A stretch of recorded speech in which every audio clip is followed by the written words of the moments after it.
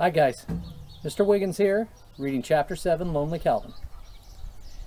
Instinctively, Calvin grabs for the edges of the hole they are falling through, but finds only leaves and small branches. The kids holding tight to Calvin's hard shoulders are screaming, hoping the bottom of the hole is close. As Calvin and the children fall, the kids' screams subside and give way to wonder, watching the walls of the hole brighten the farther they plummet. "Calvin, what is happening?" Thomas yells. Not knowing, Thomas, me just falling, Calvin replies. "Thomas, this is crazy. How deep can this be?" Sammie yells. "Calvin, can you reach out and grab the walls to slow our fall?" Thomas asks. Without a reply, Calvin stretches his enormous arms and presses hard against the walls. His effort causes dirt, rock, and little glittery specks of light to fly all around, covering them with a fine dust. "It's working!" Sammie screams. "Keep pushing, Calvin," Thomas says. But as the giant uses his strength to slow them, the walls begin to close in tighter. Calvin's arms are quickly pinned to his side, locking him in a cave wall bear hug, trapping him from moving any further. "We be stopping now," Calvin says. "Can you move at all?" Sammie asks. Shaking his massive form like a dog sheds water from its fur, Calvin only manages to sink deeper into a tight wrapping hug of the cave. "Me stuck in very much," Calvin tells the kids. "Thomas, what should we do?" Sammie asks. Looking up, Thomas can only see a little light coming from where the hole swallowed them. "Well, there's no way we can climb up that far without falling. I think we should go down and see what we can find," Thomas says. Pulling his flashlight from his bag, Thomas pulls his backpack over his shoulder, cinching the straps tight around his arms. Climbing down Calvin's body proves quite easy. It reminds Thomas of playing on the old walnut tree in his yard.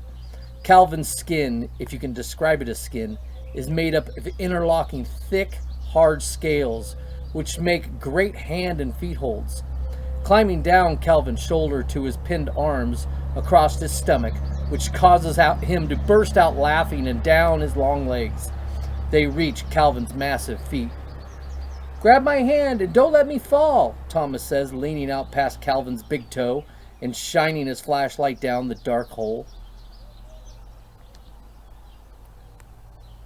"What do you see?" Sammie asks, squinting his eyes.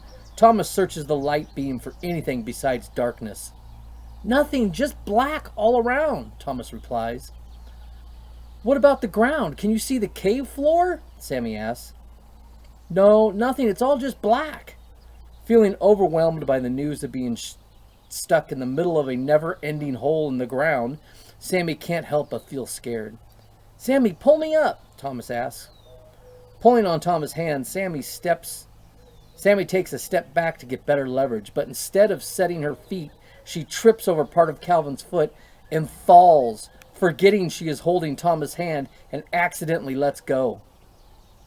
Falling backwards, Thomas lands hard on his bottom, momentarily letting the flashlight slip from his grip, and watching terrified as it slowly rolls down Calvin's toe, across his yellow toenail, and off into the hole.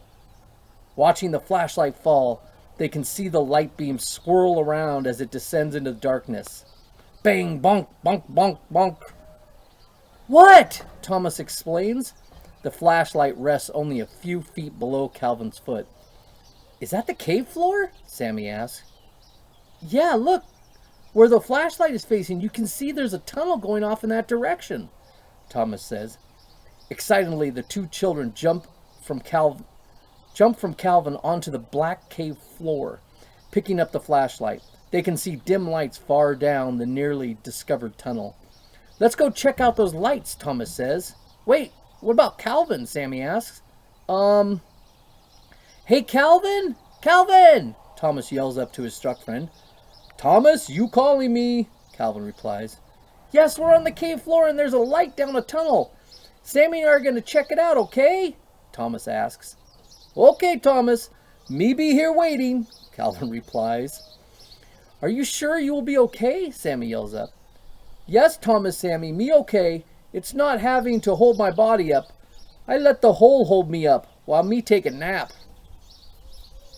All right, we'll be back as soon as we can, Sammie says. Hurry up. Let's go towards those lights, Thomas says. Walking for a few minutes, Sammie realizes she's not following the flashlight beam, but the tunnel walls are letting out a little bit of light. Not like a bright sunny day or a humming fluorescent bulb in her classroom, but a glow, soft and warm light that makes her feel peaceful, kind of calm. Following Thomas, Sammie is amazed that a cave exists so far down underground. Looking at the walls and roof of the tunnel, Sammie guesses that you could easily drive a school bus in the narrow sections and a huge passenger plane in the wide areas. Hey Thomas, I wonder what made these tunnels, Sammie says. I read where lava from deep underground burns holes in the dirt and creates tunnels, Thomas replies. Lava, really? Wouldn't it be hotter in here if there was lava? And wouldn't that mean we are in a lot of danger? Sammie asks. Maybe it was from a long time ago, before the dinosaurs, Thomas explains. Well, if I see any molten rock or start getting really hot, I'm going straight back to Calvin and climbing to the top of his pointy head, Sammie says. Sammie isn't sure she agrees with Thomas' explanation about how the tunnel got there, but she is intrigued to find out what is making the brighter lights at the end of the tunnel. Thanks for listening, guys. Send me your comments.